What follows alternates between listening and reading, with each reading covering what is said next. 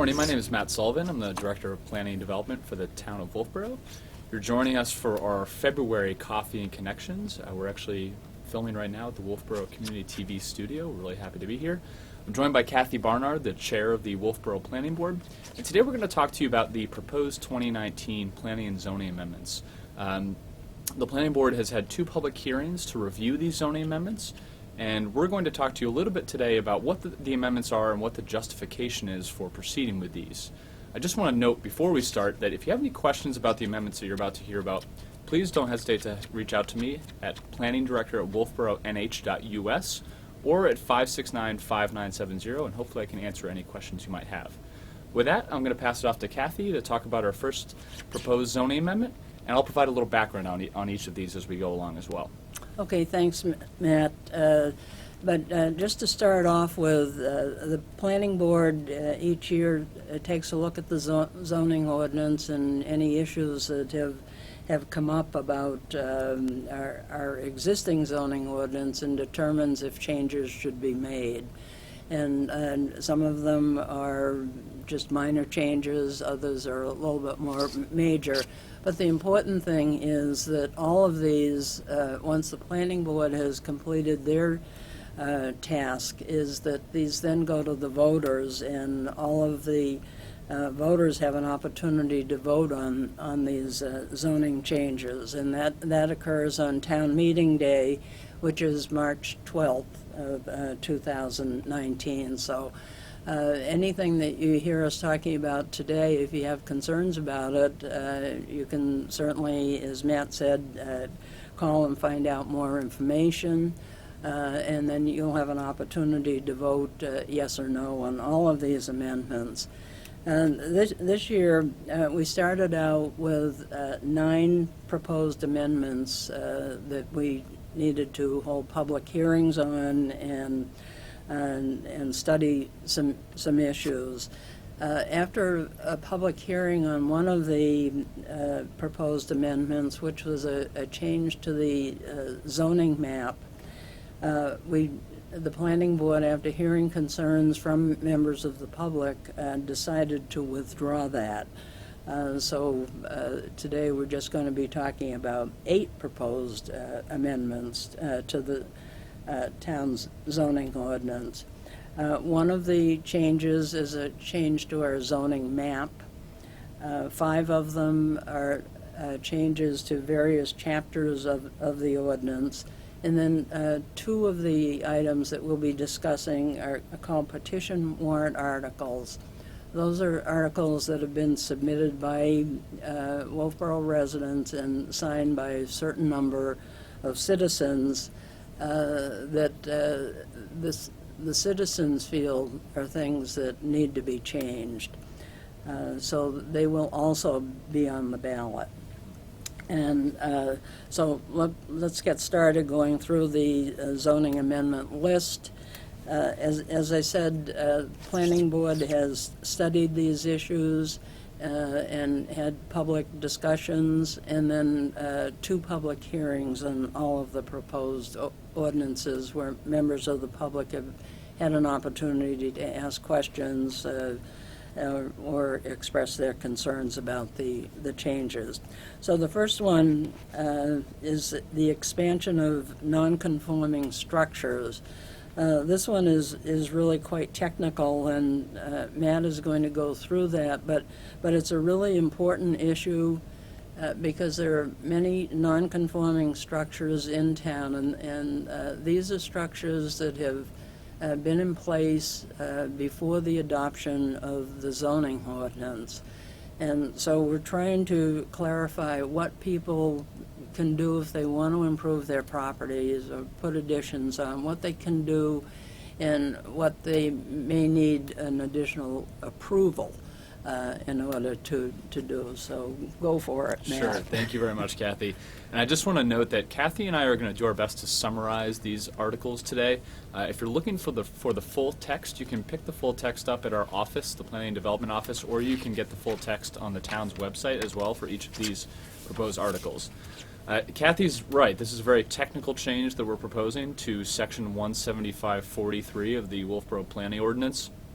The existing language in 17543 is very broad, and for that reason it creates problems when it comes not only to staff interpreting the ordinance, but also staff applying it and creating predictable results for people who are applying for building permits and other approvals. So the existing language essentially says that a non-conforming building or structure may be maintained or rebuilt as it existed at the time of the passage of this section, and may by special exception be expanded by no more than 25% of its existing area at that time. So it's a relatively simple statement, but when it comes to sort of the nuances of a lot of what we see for redevelopment on properties, particularly around our waterfront, this can create issues where it's not clear how to proceed with certain projects.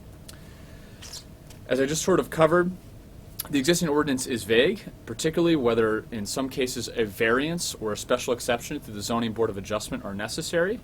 And I think there's, in that light, an inconsistent history of application of the ordinance to cases, and that's really not the best way to proceed with an ordinance. So we're proceeding with an amendment that I believe creates a consistency and predictability for applicants, as I just noted. And to do that, we're actually adding more specifics and more language to the ordinance. So while it seems like we're complicating the ordinance in a sense, the goal is really to simplify it and make it more predictable for those who are applying for permits. So we're doing a couple of different things. We're distinguishing between what requires a variance, a special exception, and a building permit. We're requiring survey and a variance for any construction that goes further into the setback area on an existing non-conforming structure. We're allowing a total cumulative expansion of 25%, so really in parallel with the old version of the ordinance, but that 25% is based on what portion of the structure is actually non-conforming at that time, not the entirety of the structure. So buildings that are in fully conforming areas of a lot will be allowed to expand in those fully conforming areas and only be restricted based on the non-conforming section of the building. And just a note, that would not include what we're calling appurtenant features, which are things such as decks, stairs, things that are not habitable space within the structure. We're also allowing, this is a critical change, we're allowing by right vertical expansion above an existing non-conforming section of a structure, provided that the applicant goes to the zoning board for a special exception. So there will be a butter notice and a level of review by the town in those cases where vertical expansion is proposed above an existing non-conforming structure. But again, no dimensional expansion. Any proposed construction activity beyond 25%, 50% expansion would require variance to the Zoning Board of Adjustment. And in my opinion, this is consistent with the existing ordinance, but is clarified in the language that we're proposing. We're also just clarifying 3 what I'll call by right activities. These are things that are permitted without any kind of relief from the Zoning Board of Adjustment. These 3 are a bit technical, but I'll quickly review them. One of them is installation of a new foundation or replacement of an existing foundation. We see some structures that require some stabilization or structural reinforcement of foundations or simple replacement. And we want to allow those by right because they can actually result in increased environmental degradation if they're not replaced. So we want to promote installation of new foundations, provide the excavation best practices are respected. We also will continue to allow replacement of structure, provided that the replacement is of the same size as what existed before, so really when no dimensional increase in size is proposed. And we also want to allow removal and replacement of open decks, provided that there's no habitable space added. If a deck is removed and habitable space is added, they would be subject to the prior restrictions that we had in the last slide. So these are really the couple things that we're putting in this ordinance to, yes, increase the size of the ordinance and add more language, but I believe create a more predictable result for people who are applying to our permitting process. Right, and the planning board spent a lot of time discussing this with Matt, and he brought it to our attention because he's the person that has to issue the permits and guide property owners on what they can do and what they can't do. So it was sort of our job to do some wordsmithing, and we went through quite a few different versions, but when we came down to it, we really feel that this will be a benefit to many property owners and the people that they hire. Absolutely. To help them do these projects. Right. Okay, after the completion of the public hearing on the non-conforming structure zoning amendment, the planning board recommended positively in favor of sending the item to the warrant, and it was by a 7-0 vote. So all planning board members voted in favor of sending this to the warrant favorably. The next item is called lot line, and it's to do with the front lot line on corner lots. And this is sort of another one of those little technical issues, but in my mind, we're talking about corner lots would have 2 front setbacks, and this sort of affects the streetscape of corner lots in a neighborhood where they would be more consistent with all the properties on a particular street. So it's kind of technical, but the front setbacks are usually more severe, and to take that into account, we've made the corner lots have 2 side setbacks and 2 front setbacks. Right. So Matt is going to go through this Yeah, amendment. that's well said about the impact on the streetscape for front setbacks. This is another technical change, I believe, where there's potentially been some inconsistency in application in the past. So the existing language in the ordinance for a corner lot and the way the setbacks are measured is very complicated, and you can see on the slide that we're showing here, I'm not going to review all of it, but it's really somewhat subjective, but where it does try to be specific, I think it creates complications. So the planning board is proposing to simply amend it, particularly for not just corner lots, but those lots that potentially even have 3 fronts. They would all be subject to a front setback, so that streetscape is really reflected and protected, actually. So it also gives those corner lot owners potentially some flexibility. If they are subject to 2 front setbacks, their rear setback would actually be converted into a side setback as well. So that provides some additional flexibility there. So the proposed language is simply to say, for the purposes of building setbacks, all lot lines abutting a street shall be treated as front setbacks with all other lines as side setbacks. Just really simplifying, I think, this section of the ordinance so that it's predictable for property owners when they come in for building permits, what their abilities are on their lot. And really, the property owner ends up with the same amount of buildable area, That's right. which is what's important to people when they're developing their lots. In this particular case, planning board members voted 6 with 1 abstention to pass this item on to the town warrant, and they did that favorably. Yes. The next item is on our parking standards. This one is something that is a sort of a small change, but we allowed waivers in our parking requirements, and our town council has told us that that is not consistent with the state statutes and not really allowed. So, Matt, why don't you go Sure. through that section? So we've removed the technical language stating that the waiver provision in the zoning ordinance exists, and we've replaced the term waivers with alternatives. So we're still giving some flexibility to the planning board for proposals that don't meet the parking standards, particularly in our downtown. Parking is at a premium. It's difficult to provide for on smaller lots, so we want the planning board to have some ability and some flexibility when looking at the parking standard. So again, the change here is really just to replace the word waiver with alternative, giving the planning board that flexibility. I should also note that there is one minor clarification as well being completed in the ordinance regarding the town attorney's review of parking alternatives, but that's really just a technical clarification that the planning board has been completed.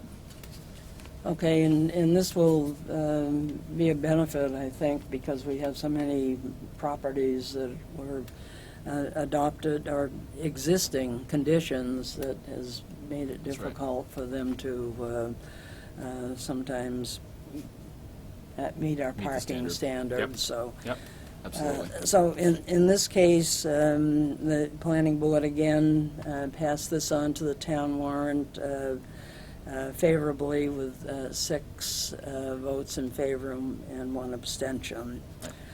The next item is another rather small change, but significant change, and that's to the overlay district for affordable nonprofit housing for the elderly and affordable nonprofit workforce housing. Previously, when the ordinance was adopted, it was adopted to just allow 40 affordable units to be built each calendar year. And we have been told that that's inconsistent with the state statutes and needs to be removed from our ordinance. So why don't you go through the issues there? That's exactly right. So the state statute regarding density and phasing was amended, and the Wolfeboro Planning and Zoning Ordinance was not subsequently amended. So this is a change that we're making to rectify that. What we're doing is removing this language within section 175.27.3. That language states that affordable nonprofit workforce housing projects shall be phased so that town-wide no more than 40 dwelling units shall be permitted in one calendar year. We're essentially proposing to remove that language, particularly in the context of RSA 674.21(4)(b). And you can see the amendment language listed here, and it essentially says that phased development does not include a general limit on the issuance of building permits, which our existing ordinance did. So as you can see here, the proposed language simply removes that section, so we've removed the cap from the ordinance. Okay, in this case, the planning board voted 7-0 to recommend to place this on the town warrant. And they were all in favor of the ordinance change. The next one was the Pine Hill Development District boundary adjustment. This is the item that was withdrawn, but I just wanted to mention it because it had been in our legal notices. We had one public hearing on it before the second public hearing, which was held last night. But based on information that we got from property owners and from also neighboring property owners, the planning board, even though they had proposed this change to the zoning map, felt that it really needed much more study and more input from neighboring property owners and the property owners in the Pine Hill Road Development District. So we actually withdrew this amendment, and it will not appear on the warrant. One thing I also think it's important to note is that many of the comments we heard were related to the fact that the town is currently updating its master plan, and as part of the future land use chapter, zoning changes like this one will be reviewed. So I think one of the comments that we heard is that we should wait for the work of that committee to be completed before proceeding with any significant zoning changes like this proposed one. So I think that the planning board was very diligent in its action. Yes, right. And one thing that we haven't touched on is that all of the proposed amendments that the planning board works on, they need to determine that these are consistent with the master plan. That's right. And so in all cases, we have made that determination. And as you can see from the presentations we've made thus far, some of them are very, very small, and some of them are bringing into conformance with the state statutes. But that certainly is consistent with the master plan. Yes, absolutely. And important to the citizens of our community. So the next item is changes to the landscaping section of the regulations, and this really is kind of major in my mind. Yeah. Because it's now in the zoning ordinance, which requires if people can't comply with it, they need to go to the zoning board of adjustment to get a change or get a variance.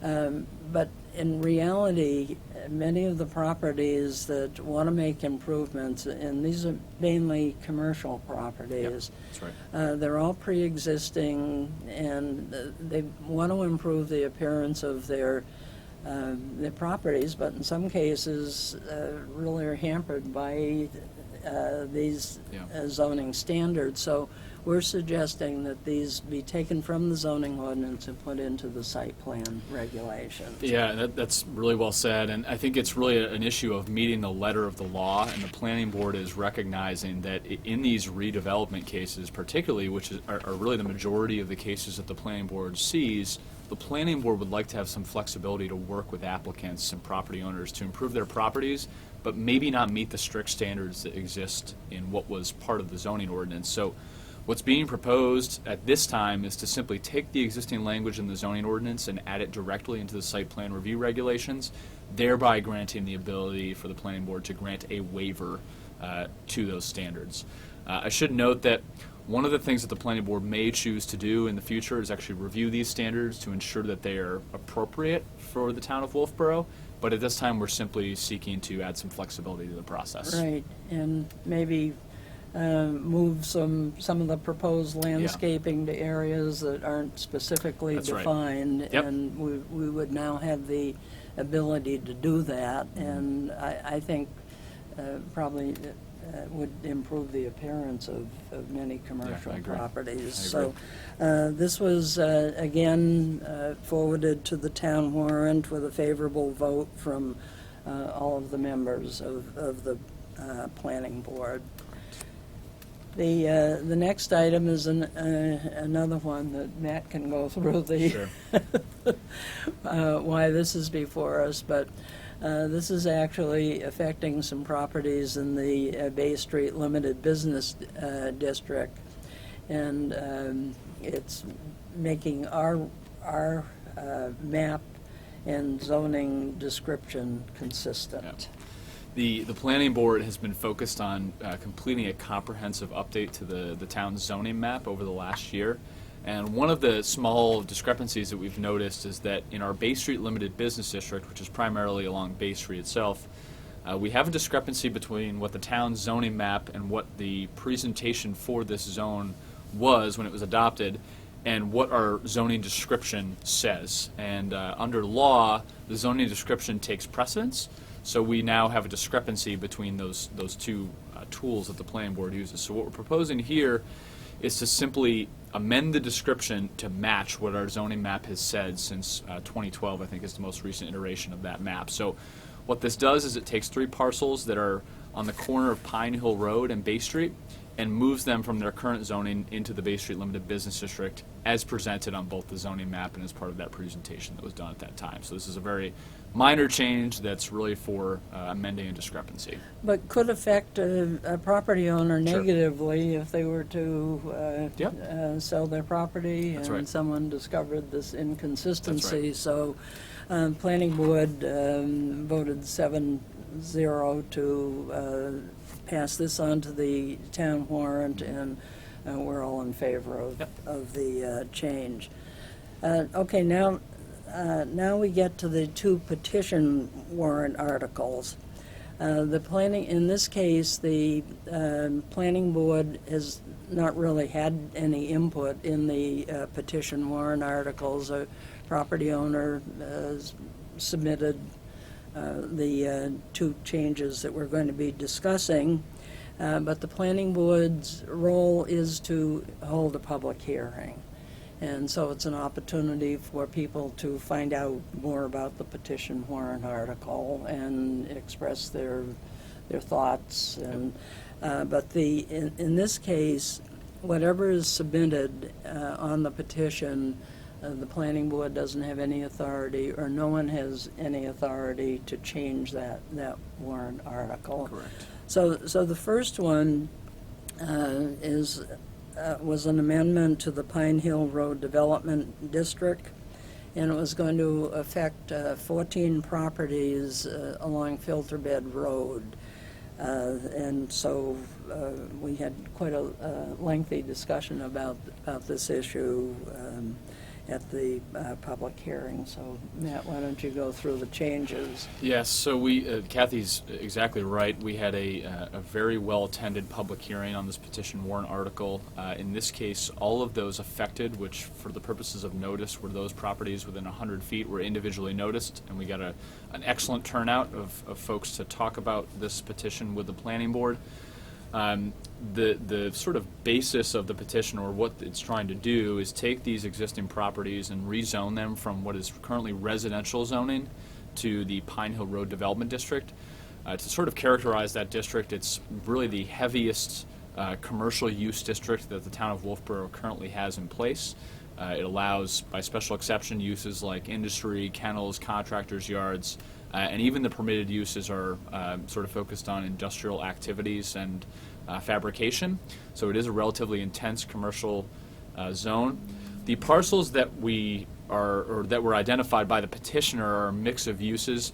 Really, the parcels on the southern side of this are residential in character that are currently occupied by either single-family homes or some mixture of that. There are a few commercial properties in the southern portion. Some of you may know that one of these properties is the former Kimball Sawmill on the western side of Filterbed Road. And then on the eastern side of Filterbed Road, we do have a construction company as well. I should note that the map that you see on the screen here does not include one portion, and that is that you see the two orange zones identified here. These are outline the parcels in the petition. There's also a 100-foot strip that runs along the western side of Filterbed Road on the town of Wolfeboro's wastewater treatment plant property. That connects those two islanded portions of property, if you will. The feedback that was received as part of the public hearing was relatively, it was concerned about this petition. Additionally, the planning board had received some written comment prior to the meeting, which was a mixture of support and concern about the proposal. Ultimately, the planning board held a hearing that lasted about an hour and a half, I believe, in total length, and the planning board unanimously voted not to recommend this particular petition to the warrant. As Kathy mentioned, regardless of the planning board's vote, these petitions move on as presented to the warrant. So you'll see this on the ballot. One thing I do want to note is there was a technical discrepancy noted in the petition. The petition noted that these parcels were currently in the rural residential district when in fact they're in the residential district. So we have identified that technical issue that could create a problem should the petition ultimately be passed. Right, but and just to restate what you just mentioned, we did receive quite a number of negative comments, but also some people that favored doing something with this area. And actually, the area, I think, is sort of an area that the planning board needs to look at and figure out, are there ways to develop the properties, maybe have more of a transitional zone in order to address the concerns of the residential property owners, because in some cases people had just recently remodeled properties in that neighborhood, and they were really quite taken back because they didn't know about this until our public notice appeared in the paper, I think, and so they really didn't, they were sort of taken by surprise. So the planning board in their discussions really felt that we will need to look at this area in the future. We're looking now at our master plan, and this would sort of fit into the update of the master plan and see if there is some sort of a zoning change that we might want to consider. Sure. But that when the planning board undertakes a project like that, we try to get as much input as possible so that we can address the concerns that people might have ahead of time, sure, rather than have people surprised. But as Matt said, the planning board did made an unfavorable recommendation that would, and you'll see that on the town warrant when you go to vote. So, and then the next petition warrant article has to do with business directional signs. And this one is a project that the planning board had appointed what we call the wayfinding sign committee that's been meeting for quite some time now to try to come to grips with this issue of business directional signs, and we want to make sure that whatever recommendations we have, that it will give all business owners an equal opportunity to participate in the program. So the Wayfinding Sign Committee is still studying the issue, but and so the petition warrant article was submitted because I think that some folks thought that we had been at that project A bit too long. a bit too long, Yeah. and that may be the case, but we found that it's much more complicated than we had originally thought. We have to concern ourselves with what kind of signage we put on the public right-of-way, the cost of maintenance, and a lot of things of that nature. Sure. So, Yeah, well, I think that's a great way to describe what the process has been thus far. I'd also like to mention that the Wayfinding Sign Committee did generate a sort of progress report from their work, and we will post that progress report to the town's website along with these warrant articles, just so you have access to that. The petition itself, though, really proposed 3 primary changes to the existing business directional sign ordinance in section 175-44E. And those 3 you can see indicated on the slide here. So it took the existing language and then broadened it to include additional signage on private property, which is a critical change. Sort of anywhere on private property is a critical change from our current ordinance, which really only allows it in the town right-of-way and certain setback areas. Additionally, it added language limiting the signs to 1 pair mounted back-to-back on a single post at each intersection where travelers must change the direction, and then added some specific language about a maximum of 2 pair per business within the town, with the review authority being taken from the Public Works Director and then being provided to the Code Enforcement Officer. So those were the substantive changes within the petition warrant article. There were some technical issues discussed as part of the public hearing that could potentially arise should the petition pass. But again, I think this petition signals the need for this project to sort of be finished. I think the planning board recognizes that and potentially the need to meet with the selectmen on the issue.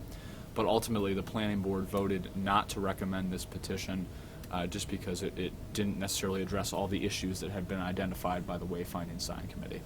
yes, that's true, and I do think that the committee needs to needs to come to some conclusions, and but this really this petition warrant article goes much beyond what the committee has really focused on and what we were asked to focus on. We were asked to just focus on the greater downtown area for pedestrian wayfinding signs, and this warrant article would allow signs throughout the town. Right. On public, in the public right-of-way and on private property, and so that was really the issue, that the reason why the planning board did not recommend. And additionally, that, as you just said, that these were really vehicle-oriented signs, not pedestrian-oriented signs, which was really the original intent of the wayfinding sign program, really for visitors in the downtown area who were walking around and needed to find local vendors. This was really, I think this petition was recognized as being inconsistent with that original purpose of the committee. Yes, it certainly was. So those are all the items that are going to appear on the town warrant, but I did want to just mention that the planning board is also updating its master plan. So next year, when we come back, we'll probably have some items to discuss that are being recommended in the updated master plan. The master plan has really been a really great process this time, with committees for each chapter, and they've been very engaged committees that are coming out with some really interesting recommendations. And so the public process for that project is about to start, or will start this spring, and people will have an opportunity to hear a presentation on the various chapters and make comments, and possibly changes may very well be made after the public hearing. In many cases, Yep. probably that will be the situation. So, Planning Board has not only worked on all of these warrant articles, but has also been very busy, all of the Planning Board members chairing the various committees, and so we hope to have a really good usable master plan. I think we'll be busy for the next 10 years, Yes, so we'll have plenty to do. Yes, I think so. So everybody, don't forget to get out and vote on town meeting day on March 12th. Yeah, I just want to say thank you to Wolfeboro Community TV, obviously, for hosting us for yet another Coffee and Connections. If you have any questions about these, again, please feel free to reach out to me at my office, 569-5970, or planning director at wolfeboronh.us, and we'll see you next month. Thank you.